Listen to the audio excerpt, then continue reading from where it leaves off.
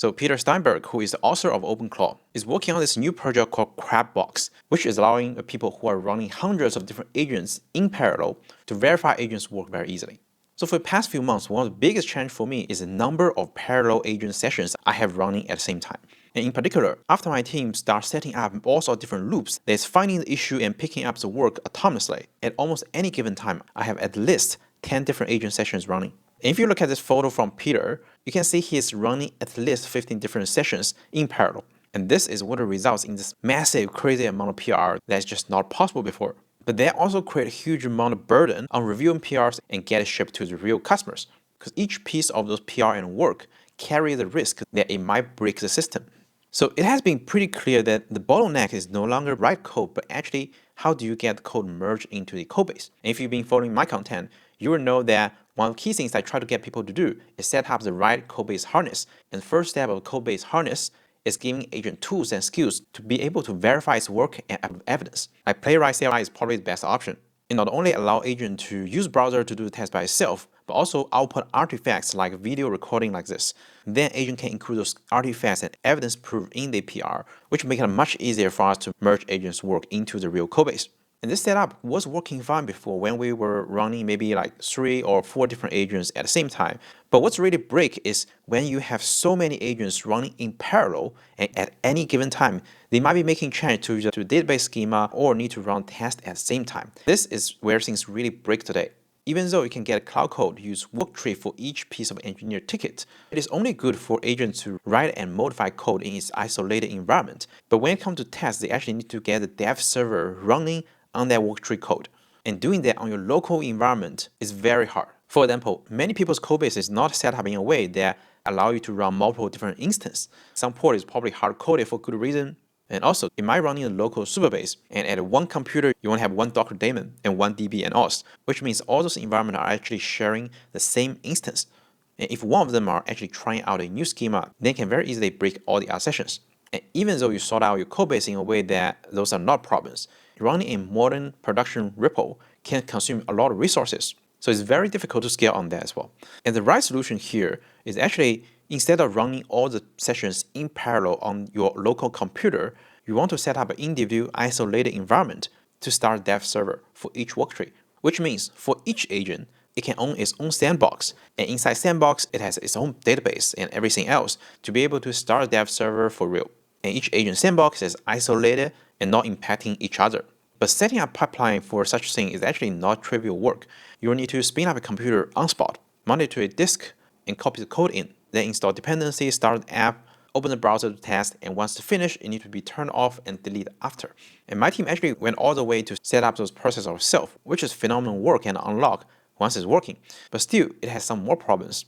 Like even though you get the dev server up running, the purpose of the testing is to surface if there are any issues and bugs. And if it does hit a bug during this process, which means agent test on the box, find something is broken, fix some bug by changing some codes on your local computer.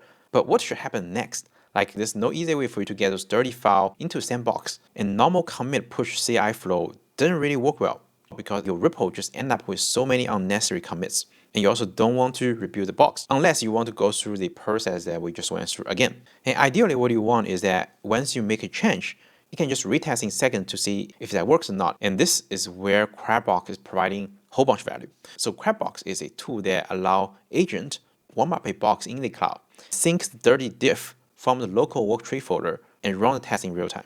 So it has this CrabBox warm up command, which will just warm up a box for it. Then agent can just do this CrabBox run command to run any bash command, like what it will do on your local computer, but instead those commands will be running in the cloud box. And every time when this command runs, it will firstly sync the diff from your local computer to the cloud box. You don't even need to commit it. As long as that folder is git initialized, it will sync all the uncommitted changes to the cloud, then run the command. So it is almost same as running command on your local computer. And once finished, you can just run crabbox.box. Then this box will be just turned off and deleted. And that's pretty much it. You can basically give CrabBox to your agent so that every time after finish the task, it can run this CrabBox warm-up to spin up your sandbox, then do CrabBox run setup, which can install dependency and start the dev server. And after that, it can run any predefined tests or use things like Playwright tool to do end-to-end tests by itself. If it does hit a bug, it can just fix locally, and next time it runs any command, the latest change will be just automatically sync to the cloud, so you can always test the latest version. And once finished, you can do crabbox, startbox. And that's pretty much it. All you need to do is simply define Docker file that is encapsulating all things your local computer has, like no Docker or any CLI that is required. Then you can define a small .crabbox.yaml file. This YAML file is where it will define which sandbox provider it is, what are files that you do not want to sync, and what are the environment key that you want to pass. All those environment key that you listed here will be pushed straight to the box over the SSH connection. So it's encrypted data plane relatively safe. And this is a file that defines the whole configuration for all the crabbox command. And meanwhile, you should also have the setup script so the agent can just run the script and get the whole dev server up running. Then they also have some useful commands for you to generate artifacts, prove like image and video, and publish to your data storage. Like for every run, there's an artifact global command, which will automatically download those matching artifacts after this command is finished. And this is particularly useful if agent write a script to do an end-to-end test. Then once it's finished, the file will be automatically sent back to your local computer. But meanwhile, they also provide those command line like artifacts collect, which will take a screenshot on the computer, or artifact videos, which will screen recording the whole computer in the cloud. And you can even do artifacts publish to directly upload those to your S3 buckets. So you can post those image or video inline as a PR command. So that's pretty much it. Let's set up one together. So I have this web app that has a web interface with login function, and you can chat to the agent as an assistant. This app has a front end, but also running a local Supabase instance, which means if I have 2 or 3 different work trees working in parallel, it can't really easily change it because they will be all making change to the same Supabase instance. But we can actually set up a crabbox, so every agent worktree, we're testing it in the cloud. The first thing we need to do is define Docker image that is encapsulating all the required package and tools that is needed. Like here, I install Supabase CLI and a few others. You can normally prompt the agent to create a Docker file like this. Then we'll define .crabbox.yaml file. And here I'm using Daytona since their sandbox can be started up really fast. So I can define the provider. Then inside Daytona, we can pass in the snapshot. So snapshot is basically some predefined image that you create on Daytona. So when they start a new computer, they can use those images. And then you can define the default walk route. And below that, you can define the sync behavior. So here we have this exclude tag. Normally, you actually don't need to include things like node module or .next.turbo because likely they are in git ignore already, and same as those env file as well. But the benefit of this one is you can actually define some folders that is pretty heavy and it's not needed for the sync. In my case, a folder for like past evidence or SS file that is not needed, so I can just exclude this. But here you can also define specific environment variable that will be passed to the sandbox. So this crabbox.yaml file. And lastly, you want to define this type of setup.sh file. And the purpose of this file is so the agent can just run this one script and automatically spin up the dev server instead of it running step by steps. So let's try. I will start a new terminal. Normally, the first thing you would want to do is creating a snapshot in your sandbox provider. And for us, we're using Daytona. So I will do Daytona login. And I have multiple different Daytona organizations. So I will do Daytona organization list.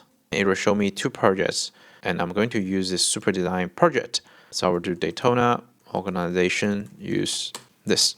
Cool. So it is active. Next thing is that we want to actually create a snapshot in your Daytona. So you can actually start a sandbox using this snapshot. So you can do Daytona snapshot create, given name, and point to the Docker file and context folder. Then you can define the CPU memory disk that you want, as well as define the region, and click enter. I'm going to stop on my side because I already created a snapshot, but once it's finished, you should see the snapshot popping up on your sandbox provider. Then we also need to connect our Daytona auth to crabbox. And each provider actually has kind of different auth methods. For Daytona, I actually had a problem that I have to use a Daytona API key, which you can go to Daytona and create a key, then set an environment key on your local computer. Then you can actually do crabbox warm up dash provider Daytona, and then give a slug, which is like the ID of the session. Could be auth test, right? And this should actually spring up a sandbox for the session. And for me, I actually create another help script called cbx.h, which is basically wrapping a few crabbox commands into just one command. Like I have this up command, which will spin that box and also check the status until it is ready. And once it's ready, it will run the setup.sh, which is a script that we define that will install dependencies and get everything up running. But running that in the background because each provider has its own limitation. For Daytona, I think default it will time out in 60 seconds, which means you actually want to run the command in the background and then reporting the results every 10 seconds until it's finished. So instead of running every individual command, my agent can just run this bash cbx.sh up, then release the command and start running the setup command, which will take a while for my specific repo because it has the Supabase instance. But if your setup don't have those kind of dependencies, it should be spin up much faster. Cool. So you can see it is ready. And next, normally you can start running different commands by doing crabbox run provider, Daytona, ID, demo, and then bash any commands you want. And there are also flags you can add called no sync. What this does is telling the crabbox that for this command to not sync the files over, which is particularly useful for things like read file action or using playwright CLI to do the tests. Because those type of scenario, you don't want to resync the files. And in my case, in my cbx.sh, I already predefined a whole bunch of things like provider and when to pass no sync flag. So I can just do bash cbx.sh and run any commands. Meanwhile, there are some quite useful things. Like once you have this crabbox sandbox up running, we can actually open up an SSH tunnel to your sandbox. So the first command here will just get the key to the sandbox. And then second command will point to our local 3000 port to sandbox 3000 port, and our local backend port to the sandbox backend port. And once you do this, it actually allows you to test the sandbox dev server on your local computer. So if I open new browser tab, it'll actually open up an app for me to test the sandbox version, which itself is extremely useful even though agent is not testing it. But for our case, it's actually not a good solution because it will still take over one of the port on your computer, which will cause conflicts. Instead, we're trying to get agent to run either those kind of playwright CLI bash command in the cloud and get evidence back, or it can run some predefined end-to-end tests. In our case, I actually defined a skill called crabbox test for agent. So it will know the process. It should spin up a dev server in the cloud via crabbox, and then just use playwright CLI to do the test. And we have this kind of PW command, which is something we defined here, the preview command with ID and provider and no sync flag. So with this, I can just prompt my agent and say, help me test my app via crabbox. Then will spin that box and start a dev server and doing the whole end-to-end test with the playwright and come back with an evidence of either screenshots or a video recording showing it is working. You can upload this evidence into your S3 buckets, or GitHub actually have this release assets, which allow you to just upload files inline, including in your PR as assets. And you can run as many different parallel sessions as you want at the same time, and there won't be any conflicts. So this is how you can use crabbox. If you want to set this up for your own code base, I actually create this crabbox setup skill that you can give to your Cloud Code or Codex, and you can follow through the process of setting up a Docker file, connect provider, crabbox YAML file, and the whole process. And it even has this setup code base harness skill that not only can set up crabbox, but also other essential things that will help agent to deliver work in your code base much more efficient. It is open source, so you can feel free to use. Meanwhile, we also have more in-depth step-by-step workshop for vibe coding beyond basics, something I really learned about building loops in real production code base, alongside many other useful material. So if you're interested, you can click the link below to join a Builder Club as well. I hope this is useful. Thank you, and I'll see you next time.